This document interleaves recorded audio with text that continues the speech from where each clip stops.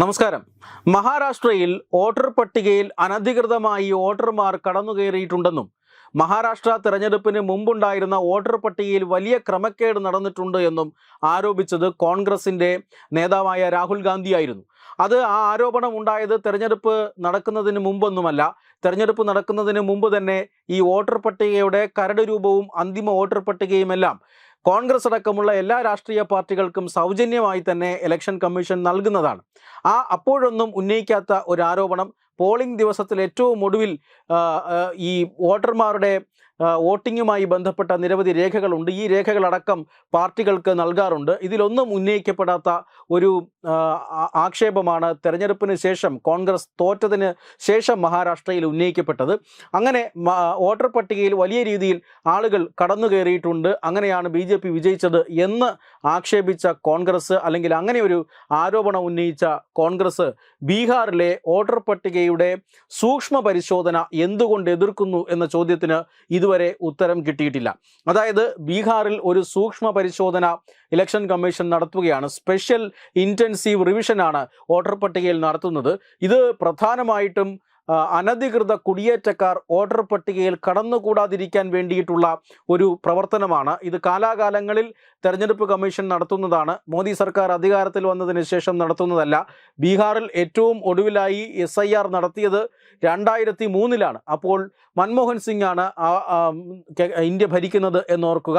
അന്ന് സൂക്ഷ്മ പരിശോധനയിലൂടെ കടന്നുപോയ വോട്ടർമാർക്ക് വീണ്ടും രേഖകൾ സമർപ്പിക്കേണ്ടതില്ല. അതിനുശേഷം ലക്ഷക്കണക്കിന് കോടിക്കണക്കിന് വോട്ടർമാർ ഈ ബീഹാർ നിയമസഭ തെരഞ്ഞെടുപ്പിൽ ഈ വോട്ടർ പട്ടികയിൽ ഇടം നേടിയിട്ടുണ്ട്. അവരെയാണ് ഒന്നുകൂടി സൂക്ഷ്മ പരിശോധന നടത്തുന്നത്. തീർച്ചയായും ആധാറോ വോട്ടർ പട്ടികയോ മറ്റു രേഖകളുടെയോ ഒന്നും അടിസ്ഥാനത്തിലല്ല, കൃത്യമായി തന്നെ അഡ്രസ്സ് വെരിഫൈ ചെയ്തുകൊണ്ടാണ് ഇത്തരത്തിൽ ഇത് വോട്ടറാണോ, ഈ സ്ഥലത്തെ വോട്ടർ പട്ടികയിൽ കടന്നുകയറാനുള്ള യോഗ്യതയുണ്ടോ, ഇതിൽ അനധികൃത കുടിയേറ്റക്കാർ എത്രയുണ്ട് എന്നൊക്കെയുള്ള സൂക്ഷ്മ പരിശോധന നടക്കുക. ആ സൂക്ഷ്മ പരിശോധനയുടെ 96% പൂർത്തിയായി കഴിഞ്ഞു എന്ന വിവരമാണ് ഇപ്പോൾ തെരഞ്ഞെടുപ്പ് കമ്മീഷൻ പുറത്തുവിടുന്നത്. മാത്രമല്ല, തെരഞ്ഞെടുപ്പ് കമ്മീഷൻ ഈ പൂർത്തിയായി കഴിഞ്ഞതിന് ശേഷം എത്ര വോട്ടർമാരല്ലാത്തവരെ ഈ വോട്ടർ പട്ടികയിൽ നിന്നും കണ്ടെത്തിയിട്ടുണ്ട് എന്നതിൻ്റെ പ്രാഥമികമായ കണക്കുകൾ കൂടി ഇപ്പോൾ പുറത്തുവിടുകയാണ്. അതായത് 44 ലക്ഷം പേർ, ഇപ്പോൾ ബീഹാറിൽ വോട്ട് ചെയ്യാനിരുന്ന 44 ലക്ഷം പേർക്ക് വോട്ടവകാശമില്ല, അല്ലെങ്കിൽ ആ വോട്ടർ പട്ടികയിൽ ഉണ്ടായവരല്ല എന്ന് പറഞ്ഞ് നീക്കം ചെയ്തിട്ടുണ്ട്. അതിൽ 18 ലക്ഷം പേർ മരിച്ചവരാണ്. 18 ലക്ഷം മരിച്ച വോട്ടർമാരാണ് ആ വോട്ടർ പട്ടികയിൽ ഉണ്ടായിരുന്നത്. 26 ലക്ഷം പേർ സ്ഥിരമായി തന്നെ അവിടെ നിന്നും മാറിപ്പോയിട്ടുള്ളവരാണ്. അങ്ങനെ 26 ലക്ഷം വോട്ടർമാരെ കണ്ടെത്തിയിട്ടുണ്ട്. 7 ലക്ഷം വോട്ടർമാരുടെ പേരുകൾ വിവിധ ഇടങ്ങളിൽ ഒരേ സമയം തന്നെ വോട്ടർ പട്ടികയിലുണ്ട്, പല സ്ഥലങ്ങളിലുണ്ട് എന്ന് കണ്ടെത്തിയിട്ടുണ്ട്. ഇങ്ങനെ 44 ലക്ഷം പേർ പ്രാഥമികമായ പരിശോധനയിൽ തന്നെ വോട്ടർ പട്ടികയ്ക്ക് പുറത്താവുകയാണ്. ഇനി അനധികൃത കുടിയേറ്റവുമായി ബന്ധപ്പെട്ട പല വെരിഫിക്കേഷനുകളുണ്ട്. അത്തരം കണക്കുകൾ പുറത്തു വരാനിരിക്കുന്നു. എന്തായാലും വലിയ തോതിൽ വോട്ടർ പട്ടികയിൽ ക്രമക്കേട് നടന്നിട്ടുണ്ട്. വോട്ട് ചെയ്യാൻ അവകാശമില്ലാത്ത പലരും വോട്ടർ പട്ടികയിലേക്ക് കടന്നുകൂടിയിട്ടുണ്ട്. ഇന്ത്യൻ പൗരന്മാർക്ക് മാത്രമാണ് വോട്ട് ചെയ്യാൻ അവകാശമുള്ളത്. ബംഗ്ലാദേശിൽ നിന്നടക്കം രാജ്യത്ത് നുഴഞ്ഞു കയറിയിട്ടുള്ള നൂറുകണക്കിന് ആളുകൾ, അനധികൃത കുടിയേറ്റക്കാർ ബീഹാർ അടക്കമുള്ള സംസ്ഥാനങ്ങളിൽ വോട്ടർമാർ ആയിട്ടുണ്ട്. ഇവരെ വോട്ടർ പട്ടികയിൽ നിന്ന് പുറത്താക്കുക എന്നതാണ് ഈ സ്പെഷ്യൽ ഇൻറ്റൻസീവ് റിവിഷൻ കൊണ്ട് ഉദ്ദേശിക്കുന്നത്.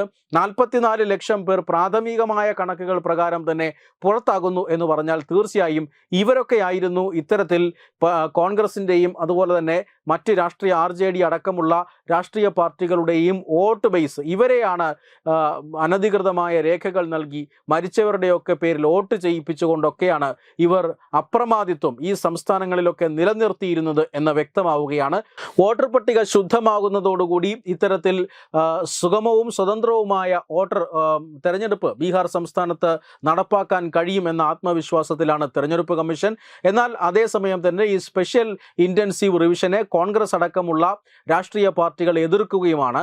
മുസ്ലിങ്ങളെയും അതുപോലെ തന്നെ പാർശ്വവൽക്കരിക്കപ്പെട്ടവരെയും ഇത്തരത്തിൽ വോട്ടർ പട്ടികയിൽ നിന്നും ഒഴിവാക്കാനുള്ള ശ്രമമാണ് നടക്കുന്നത് എന്നാണ് അവർ പ്രചരിപ്പിക്കുന്നത്. പക്ഷേ ജനങ്ങൾ തിരിച്ചറിഞ്ഞു കഴിഞ്ഞു. അനധികൃതമായി രാജ്യത്ത് താമസിക്കുന്ന ലക്ഷക്കണക്കിന് ആളുകളാണ് ഇത്തരത്തിൽ അനധികൃതമായി വോട്ടർ പട്ടികയിൽ ഇടം നേടിയിരുന്നതെന്നും അവർ ഇപ്പോൾ പുറത്തു പോകുമ്പോൾ തീർച്ചയായും ആർക്കാണ് ഭീഷണിയാവുക എന്നത് തെരഞ്ഞെടുപ്പ് ഫലം വരുമ്പോൾ അറിയാൻ കഴിയും എന്നതാണ് വിദഗ്ധർ വിലയിരുത്തുന്നത്. കോടതിയിലടക്കം ഇതുമായി ബന്ധപ്പെട്ട കേസുകൾ ഇപ്പോൾ പെൻഡിങ്ങിലാണ്. തെരഞ്ഞെടുപ്പ് കമ്മീഷൻ ഇതുമായി ബന്ധപ്പെട്ട വിശദീകരണം ഇതിനോടകം തന്നെ നൽകിക്കഴിഞ്ഞു.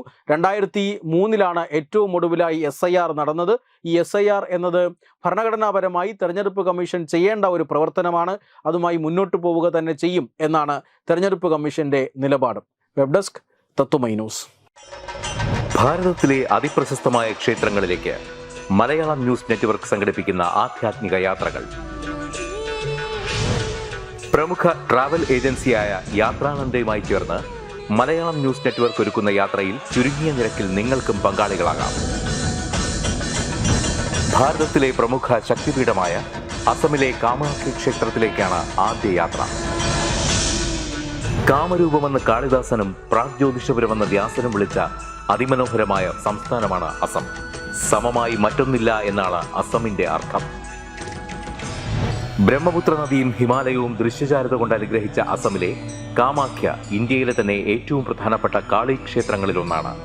കാമാഖ്യ ക്ഷേത്ര സന്ദർശനത്തിന് ശേഷം കിഴക്കിന്റെ സ്വിറ്റ്സർലാൻഡ് എന്നറിയപ്പെടുന്ന മേഘാലയയിലെ ഷില്ലോങ് നഗരവും ചിറാപുഞ്ചിയും അതിമനോഹരമായ മഴക്കാടുകളും ഹിമാലയൻ കാറ്റ് ചൂളം വിളിക്കുന്ന താഴ്വരകളും മേഘങ്ങളെ ഉമ്മവയ്ക്കുന്ന ചെറുകുന്നുകളും കണ്ണാടി പോലെ ജലമൊഴുകുന്ന ഉമയാങ് നദിയും സന്ദർശിക്കുന്നു.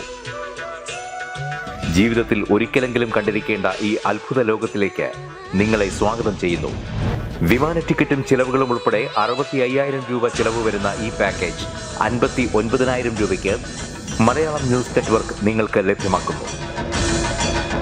ആദ്യം ബുക്ക് ചെയ്യുന്ന 5 പേർക്ക് 56,000 രൂപയ്ക്ക് ഏർലി ബേർഡ് ഓഫറും ലഭ്യമാണ്. കൂടുതൽ വിവരങ്ങൾക്ക് ഇനി പറയുന്ന നമ്പറിൽ ബന്ധപ്പെടുക. 8089001200 അല്ലെങ്കിൽ 7736549234.